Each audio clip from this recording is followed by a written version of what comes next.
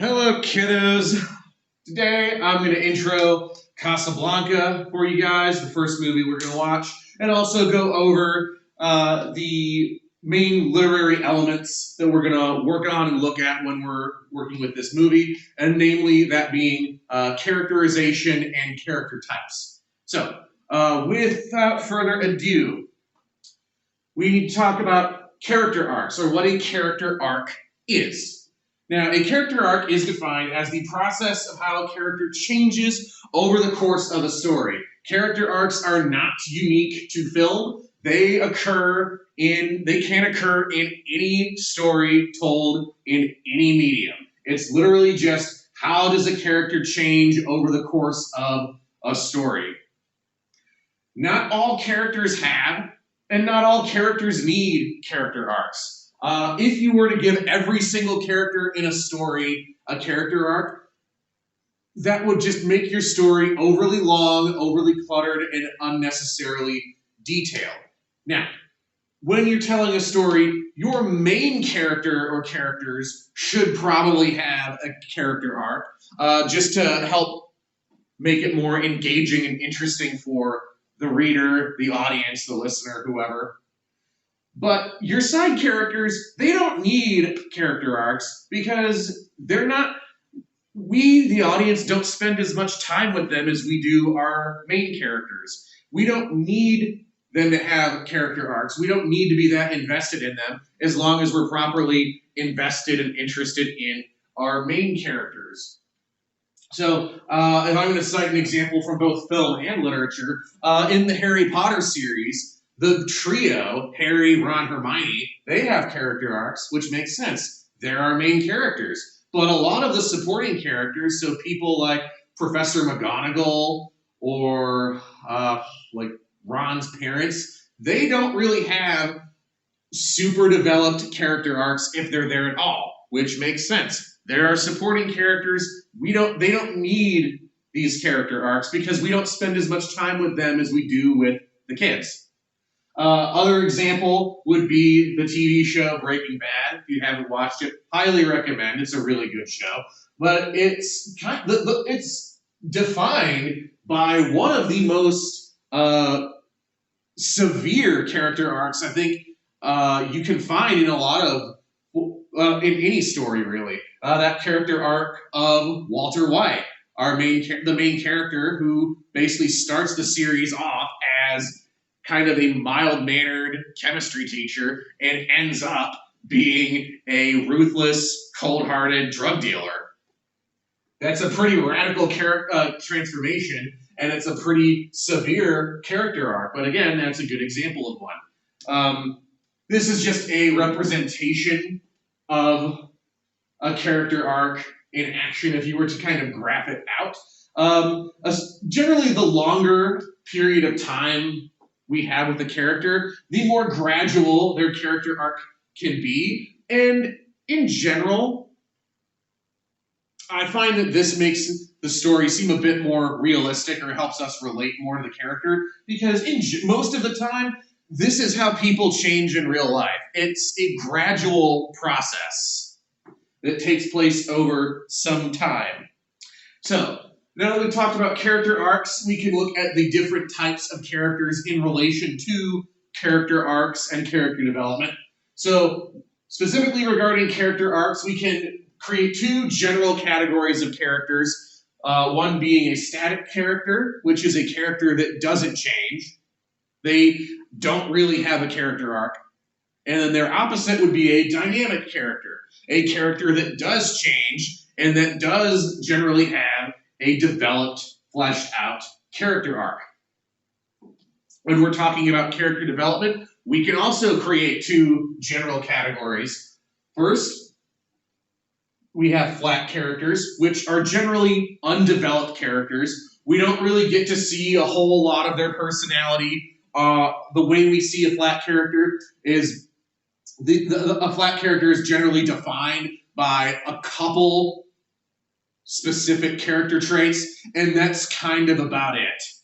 Again, most of the time when we see flat characters in stories, they're going to be supporting characters or secondary characters because, again, we're not with these characters enough to really get to know them and get to see their personalities fleshed out as much. So we really only get to see the more dominant elements of their personality. Again, examples if you're looking at if we go back to Harry Potter, the kids are all pretty well developed, but a number of the supporting characters, like the teachers, most of the teachers are secondary characters and really are defined by only a couple dominant character traits that don't ever really show up again.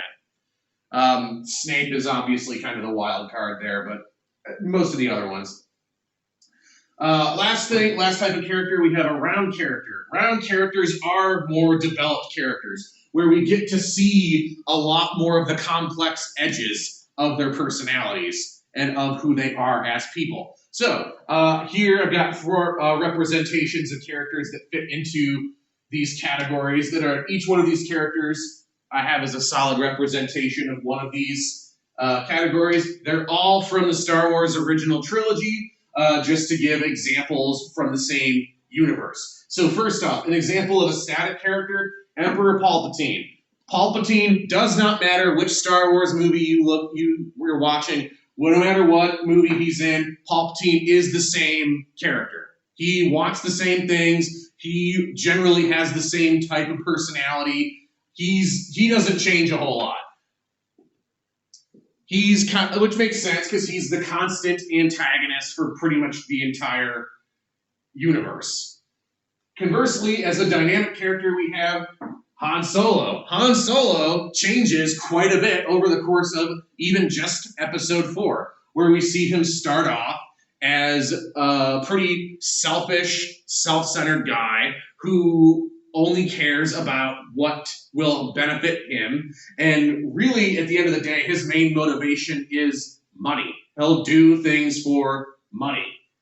Now, over the course of the movie, we see him in a kind of gradual character arc, gradually over time become a bit more selfless, where we see that he's willing to take greater risks and do more selfless things, such as when he agrees to help Luke rescue Leia from the Death Star detention facility. Although he still is not, his arc is not complete at that point because it still takes money to get him to do that. But by the end of the movie, we see him develop even more by now agreeing to just join the rebellion, coming back to help Luke and the rebels blow up the Death Star, and he doesn't really care that much about money anymore. When we're looking at a flat character, Boba Fett. Boba Fett is an icon, but he's a pretty flat character. I can really only think of Boba Fett as he's just a bounty hunter. He's defined by he's good at his job and he'll do things for money. That's kind of all we get. Conversely, a round character, which makes sense considering he's the main character for the original trilogy, Luke Skywalker. Luke is a pretty round character. He's a well-developed character. We get to see a lot of the different elements of his personality, how he's kind of torn between caring about his aunt and uncle and yet at the same time not wanting to stay on Tatooine. He wants to go off and basically have adventures and do stuff in space. But at the same time, he's a bit hesitant and uneasy about all the responsibilities of being a Jedi, yada, yada, yada, yada. Okay, enough about Star Wars and me being a nerd. Now let's get into the actual introductory part of Casablanca, which I don't know if any of you have heard of this movie before. I saw it for the first time a few years ago, and it's old, but I swear to God, this thing still holds up. It is a masterclass in effective storytelling and good filmmaking. So, just some background of Casablanca. This is going to take a bit more setup than a lot of the other movies we watch, simply because it's so old. We have to look at the historical and cultural context of the time period when it was made and when it was set. So, some background for Casablanca. It was made in 1940, 1941, and it is set in 1941 in the city of Casablanca in the French colony of Morocco. So, 1941, that is right in the middle of World War II. Actually, 1941 is it's basically the lowest point for the Allied powers in World War II. Germany has just taken over most of Europe. They are at the moment 1941. I may have spoken earlier. 1941 is the year. In 1941, they are steamrolling over the Soviets after their invasion of Russia. The Battle of Stalingrad hasn't happened yet to turn the tide. Germany's bulldozed over Belgium, the Netherlands, and France. And things are not looking good for the Allied powers. Really, at this point, it's literally just Great Britain hanging on for dear life and hoping the U.S. gets involved to help them out. Which we do not really enter the war until Pearl Harbor at the end of 1941. So this is set in a pretty depressing time period, or point in history. Things are not great for most people if you're not a Nazi. If you're a Nazi, this is a great time period. But yeah. So, as I said, it is set in the city of Casablanca in the French colony of Morocco. Now, there's a bit of background we need to go over relating to what France is like. I have a map on the next slide, which will explain this a bit, but I'm going to preview it now. So, France gets, by the time this movie is set, France has been defeated by Germany, and they have surrendered. Northern France is being directly occupied by the Germans. The southern part of France is technically independent, but really their government, which is based in the city of Vichy, is really more of a collaborator government by necessity. That southern part remains unoccupied only as long as the government based in Vichy does what the Germans tell them to do. This becomes a pretty significant point a number of times in the film. Since it's set in a French colony, there are several French people. You'll hear the term Vichy thrown around, kind of as like a slur or a way to slander people who are viewed as collaborators with the Nazis, people who are helping the Nazis do their Nazi things. And the inverse to that are what they call the Free French, which is basically a resistance movement trying to undermine the Nazi influence in France and the French colonies. I know there's a lot there. It's about to get even more complicated. Again, there's a map that I think will tie everything together. But Casablanca at this time is actually a really, really important stop, or important spot in the world, because it's basically a gateway, or actually I like the term bottleneck better. This is basically a bottleneck for the European refugee trail. So World War II is, to date, the most destructive conflict in human history. All told, at the end of it, over 70 million people are killed in World War II. So a lot of the people in German-occupied Europe want to leave. They don't want to be occupied by Nazis, and they don't want to live in places that are going to be the site of serious fighting that's going to just trash everything around them. So when these refugees look around, they realize that the safest place is the United States. It's across the Atlantic Ocean. Germany would have a very difficult time invading the U.S., and as we know from the history, the U.S. remained, with the exception of Pearl Harbor and a couple of Japanese attacks in the Aleutian Islands and on the West Coast, which did hardly anything. Other than Pearl Harbor, those other attacks did not have a huge impact. The U.S. remained, for the most part, untouched and unscathed in terms of its homeland and infrastructure by World War II.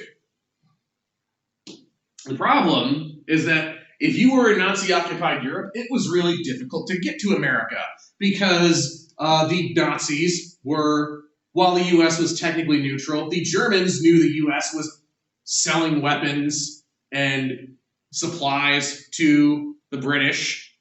The Germans did not like the US at this point and really were blocking contact between their occupied territories and the US. So, if you wanted to get to the US from German occupied Europe, the best place to go to do that was the city of Lisbon in Portugal. As you'll see when we go to this map in a second, Casablanca is basically the last stop or the bottleneck to get out of the Nazi sphere of influence to neutral Portugal, and from there to Lisbon, and from there to America. Okay, I know that was a lot to take in, but just to kind of summarize and tie it all together with this map. So, 1941, all the purple here is Nazi Germany's sphere of influence. So that includes the French colonies, which are technically independent, but they're collaborators because they have to. So, Germany controls all of this. People do not really want to People do not want to live under German occupation, so they need to get to Portugal to get to America. The problem was, you've got all this German-occupied territory in the way to getting to Portugal. So the easiest way was to go down here to Casablanca in French Morocco, get up to Portugal, and from there to America. Which was really difficult, which the movie kind of sets up and explains why. Also here you can see the dividing line between northern occupied France and then Vichy collaborator France. Okay. Now, on to the movie itself. Casablanca, the film, was released in 1942, so a year after it's set. Directed by Michael Curtiz. Major stars in the film include Humphrey Bogart, Ingrid Bergman, Claude Rains, and Paul Henreid. And this movie actually did pretty well at the Academy Awards that year. It won 3 for Best Picture, Best Director, and Best Adapted Screenplay. Casablanca actually started its life as a play called Everybody Comes to Rick's. This play was never once produced. One of the major studio executives of the producer for the movie read the script, loved it, thought it would make a great movie, bought the film rights to it before it was ever even staged or ever saw the light of day as a stage play. So technically this was a play first, but it was never performed because the studio liked it so much they bought the film rights pretty much as soon as they could.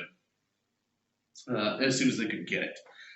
Just here, this film's major stars, so I'm going to go from right to left since, well, yeah, right to left. Yeah, right to left for you. I'm sorry, this camera, this is messing with me. So, right to left, you got Ingrid Bergman, Paul Henreid, Claude Rains, and Humphrey Bogart. Interestingly enough, of the 4, Bogart is the only American. A lot of European actors and filmmakers participated in the making of this movie because a lot of these European people, a lot of the people of the European film industry became refugees and went to the U.S. when things started to get really bad, like when the Nazis started to rise to power and when World War II broke out. So there were a lot of these European movie stars and directors and people in the U.S., which is why Casablanca has a lot of international people. I think there are only 2 or 3 Americans in the entire cast, one of them being Humphrey Bogart. So the setup for this movie is we're set in the city of Casablanca, which is portrayed as almost a lawless, anything-goes style of town. There are police forces and there is a government there, but they're so corrupt, it really depends. All it really matters is, do you have the money? If you have money, you can get anything you want, basically. There are a lot of people from all over Europe and even all over the world stuck in this city because, again, this is the last stop on the refugee train before you get to Lisbon to go to the U.S. The problem is that because of the German influence, Vichy France and the government in Casablanca is very, very, very stingy about who they allow an exit visa to allow them to leave Casablanca to go to Portugal. It's really, really difficult to get one. Basically, what we see in the movie is you essentially have to bribe people in the government to get one and get out. So really, you've got a situation where all these people who want to go to America who are stuck in Casablanca, and it gives this movie a really interesting and really kind of unique vibe and tone and atmosphere to it that I really love. I love the atmosphere of this movie, and I've never seen another movie have anything quite like this. So our main character is played by Humphrey Bogart. His name is Rick Blaine.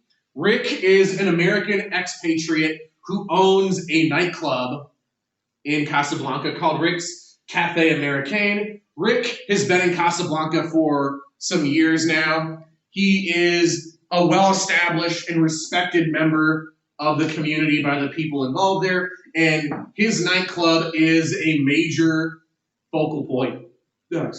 His nightclub is a major focal point for the community. Not only is it a nice club that's really popular just for being a club, it's also a source of major black market activity, as well as some illegal gambling and stuff that goes on there.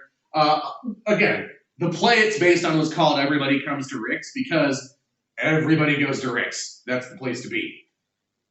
The main female character in this is Ilsa Lund, played by Ingrid Bergman. She is Rick's ex-girlfriend. I'm not going to go into a whole lot of detail about this now because their past forms a significant part of the movie, and their relationship now as exes has a significant role on the way the movie develops, and I don't really want to spoil that for you, so I'm not going to go into a whole lot of detail. Victor Laszlo, played by Paul Henreid, is another major character.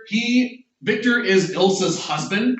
He is a Czech freedom fighter. He is a major figure in the underground resistance movement, fighting against the Nazis and the Vichy government. He's a major source of inspiration. It's mentioned that he was actually arrested back in Czechoslovakia and put into a concentration camp, where he managed to successfully escape and make his way to Casablanca. Victor Laszlo is kind of a rock star in this. The way a lot of people in Casablanca look at him, they view him as basically a rock star.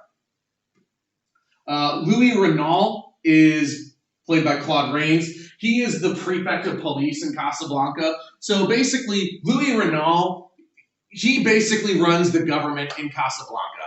He is a lot of fun. He is extremely corrupt. He's openly corrupt and proud of it. But he's also he's also one of the legitimately funny people in this movie. And Louis, as prefect of police, is in a position of extreme power and influence. He has the power and authority to give you an exit visa. So really, if you want to get an exit visa, you need to go through him. And Louis Renault being extremely corrupt, you have to bribe him in some way to give you an exit visa. Our main antagonist of the movie is Heinrich Strasser, who is a German major in, I believe he's a part of the Gestapo, the secret police, but he's a German army officer who is sent to capture Laszlo. Basically, the Germans know that Laszlo has escaped, and they send Strasser to go and bring him back to Germany. This situation is complicated by the unique diplomatic relationship between Vichy France and the German government, which makes it not as easy as it seems like it would be to just grab him and bring him back to Germany. You have Signor Ferrari, who is the head of the black market in Casablanca. And lastly, Signor Ugarte, who is not in the movie for very long, but he plays an important part. He is a thief who steals letters of transit from two murdered German couriers. He really sets the plot in motion because these letters of transit are basically our MacGuffin. Everybody in this movie is interested and wants these letters of transit.